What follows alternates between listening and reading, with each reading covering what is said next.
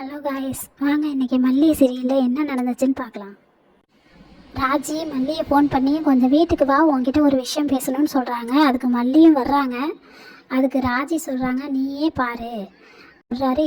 இங்கே பாரு ரஞ்சிதா, எதிரிக்கு எதிரி நண்பன், அந்த வகையில் நீ ஏன் எனக்கு உதவி பண்ணக்கூடாதா?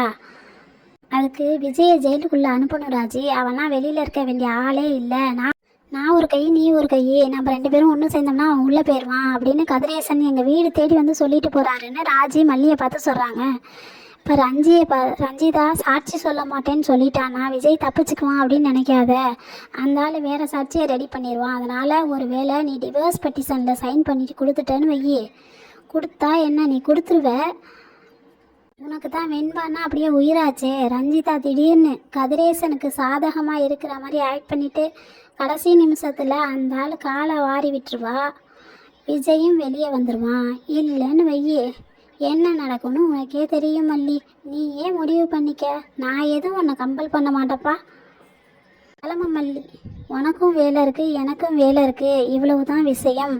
சொல்ல வேண்டியதை நான் சொல்லிட்டேன் அப்படின்னு ராஜி சொல்கிறாங்க. அதுக்கு மல்லி சொல்கிறாங்க, எனக்கு ஒரு 10 நாள் டைம் கொடுங்க, நான் அவரை விட்டு நிரந்தரமாக போயிடுறேன் அப்படின்னு மல்லி சொல்கிறாங்க. அதுக்கு ராஜி சொல்கிறாங்க, நல்ல ரஞ்சி, மல்லி பாசக்காரி, பெரிய தியாகி, அவன் மனசு யாருக்கு வரும் அப்படின்னு ராஜி ரஞ்சிதாவை பார்த்து சொல்கிறாங்க. உன் மனசுக்கு நீ ரொம்ப நல்லா இருப்ப மல்லி. ரஞ்சி, நீங்கள் நின்று என்ன யோசிச்சுக்கிட்டு இருக்க அப்படின்னு ராஜி மேடம் கேட்குறாங்க. அதுக்கு ரஞ்சிதா கேட்குறாங்க, என்னால் உங்களை புரிஞ்சிக்கவே முடியலை ராஜிமா, உங்கள் கணக்கு என்னன்னே எனக்கு புரியலை. மல்லியை மாமா கிட்டேருந்து பிடிக்கணும்னு தான் அந்த கதிரேசன் சொன்ன மாதிரி செய்யுன்னு என்கிட்ட சொன்னீங்க.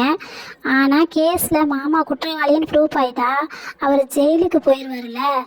தேவையில்லாமல் அந்த மல்லியை கூப்பிட்டு வச்சு எதுக்கு டீல் பேசிகிட்டு இருக்கீங்க?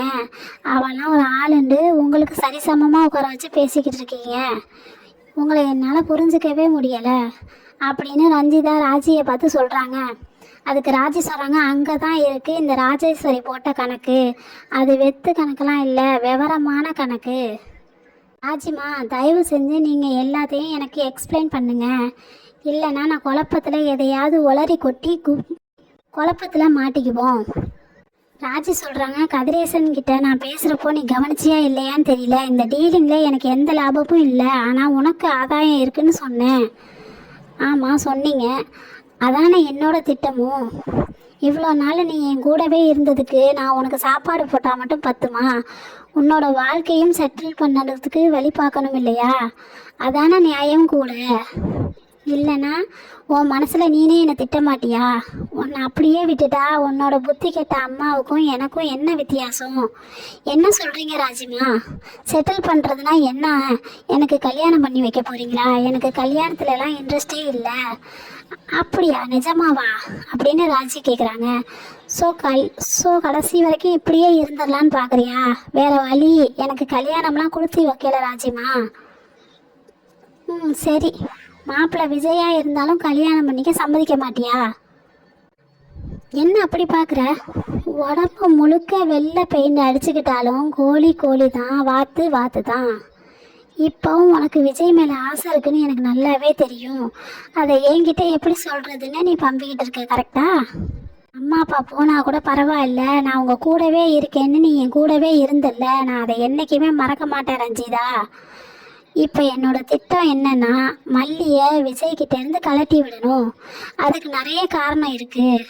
அதில் ஒன்று மல்லி ஒரு நிமிஷம் கூட சந்தோஷமாகவே இருக்கக்கூடாது. அதில் நான் உறுதியாக இருக்கேன்.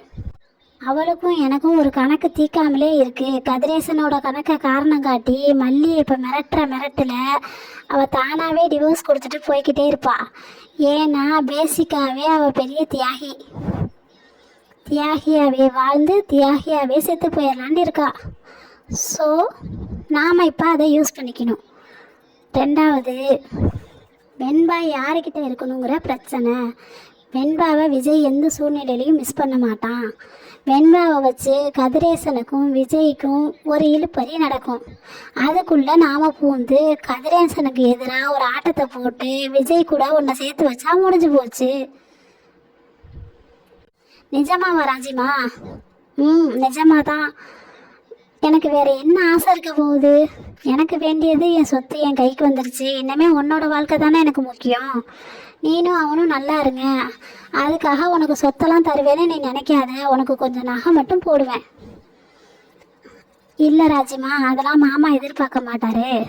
பாருடா, மாமா எதிர்பார்க்க மாட்டாராம். முதல்ல நீங்கள் எதிர்பார்க்காம இருங்க மேடம். பாரு ரஞ்சிதா, இதில் நிறைய ட்ராமா போட வேண்டியது இருக்கும். நீ எனக்கு எதிராக இருக்கிற மாதிரி காட்டிக்கிறதா இருக்கும். என்ன சொல்கிறீங்க ராஜிமா? பின்ன விஜய் என் மேலே கொலை காண்டில் இருக்கான். என் கூட சேர்ந்த பாவத்துக்கு உனக்கும் அந்த பழி வரும் தானே? அதனால் நான் என்ன சொல்கிறேன்னா, நான் சொல்கிறப்போ நீ அவங்கிட்ட போய் அப்ரூவர் ஆயிரு.